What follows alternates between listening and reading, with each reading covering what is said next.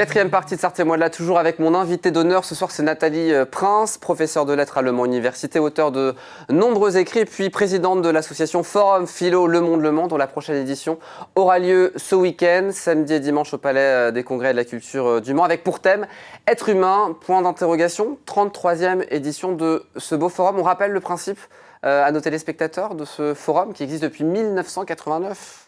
Bravo, vous êtes bien renseigné. 33e édition. Le principe, c'est d'accueillir des conférenciers qui sont des philosophes, mais pas que.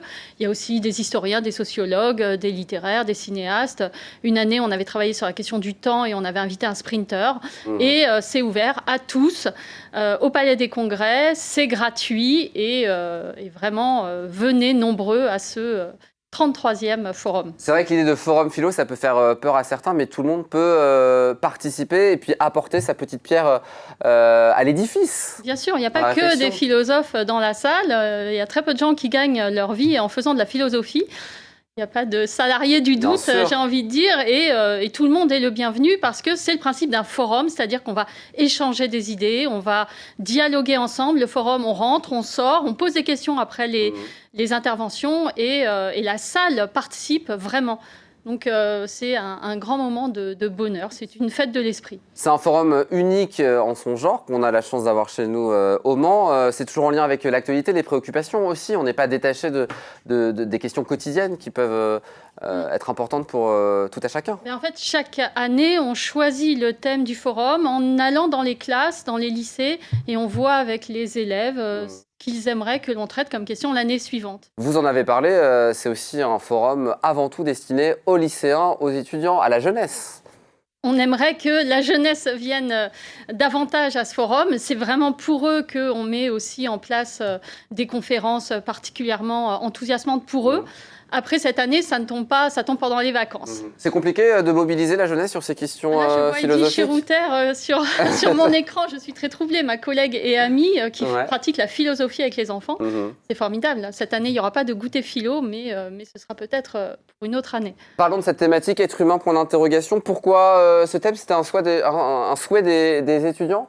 Oui, les lycéens à qui on a demandé se sont interrogés sur ce que c'est qu'une bonne action, ce que c'est qu'être généreux, s'intéresser à autrui. Et finalement, on a construit cette question, être humain, qu'est-ce que c'est être humain envers l'autre? Enfin, comment on va... c'est quoi être humain? Voilà, c'est la grande question de ce week-end. Être humain, d'abord, c'est s'interroger sur cette question philosophique. En quoi l'homme est-il humain? Ça sera notamment la thématique du samedi, avec notamment une philosophe féministe qui parlera de l'être humaine et la fin du masculin générique.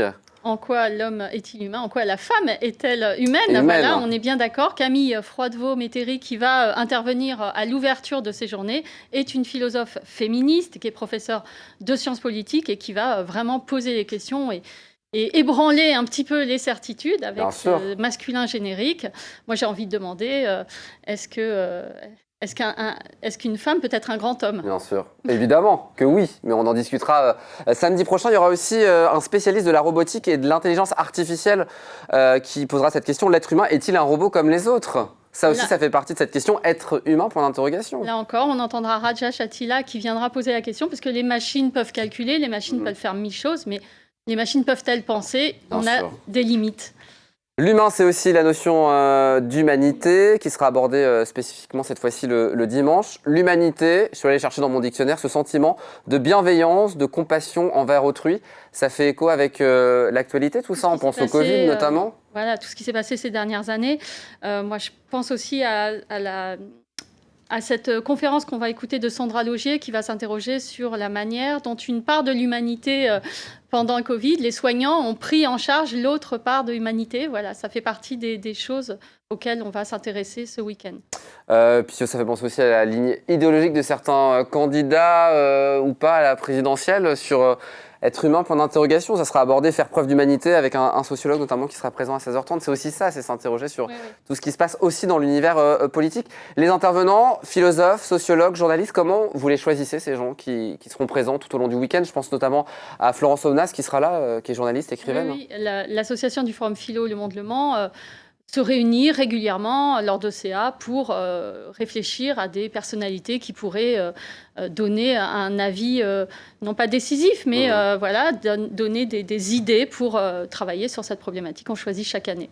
Si on est intéressé pour venir, l'entrée est gratuite, ça c'est important de le préciser. Il faut s'inscrire au préalable. Ouvert à tous, gratuit. Là, évidemment, sur présentation du pass sanitaire. On gardera le masque dans la salle du Palais des Congrès. Très bien. On n'a pas revu la jauge à la baisse. On a 1300 places. Si les gens gardent le masque et qu'ils présentent un pass sanitaire, il n'y aura aucun souci. Et le programme est sur le site du Forum Philo, Le Monde Le Mans. Donc, vous pouvez jeter un œil au site et adhérer, si vous souhaitez, à l'association, puisque l'année dernière, il n'y a pas eu de forum, il y a moins d'adhérents. De fait, on voudrait que tout le monde puisse retrouver ses bonnes habitudes. Eh bien, l'appel est lancé, Madame la Présidente. Alors, vous êtes présidente de cette association et aussi auteur. Je vous avais déjà reçu il y a quelques mois. Cette fois-ci, on va parler de cet album jeunesse qui est formidable. Chers amis étudiants qui êtes en terminale, je pense que ça peut être vraiment une source de travail. Album jeunesse qui s'appelle La dinde savante et la poule philosophe. Je dis un album jeunesse, mais c'est pas un album jeunesse en soi en plus. C'est un petit album jeunesse parce qu'il y a du texte, il y a de l'image et que c'est destiné aux petits. Mais effectivement, les grands, comme tout bon album jeunesse qui se... peuvent le lire d'une autre manière. C'est un texte résistant. Quand une dinde savante rencontre une poule philosophe, c'est une discussion philosophique sur la vérité et le doute, une discussion qui invite vraiment à réfléchir. La simple observation suffit-elle à établir une théorie scientifique ?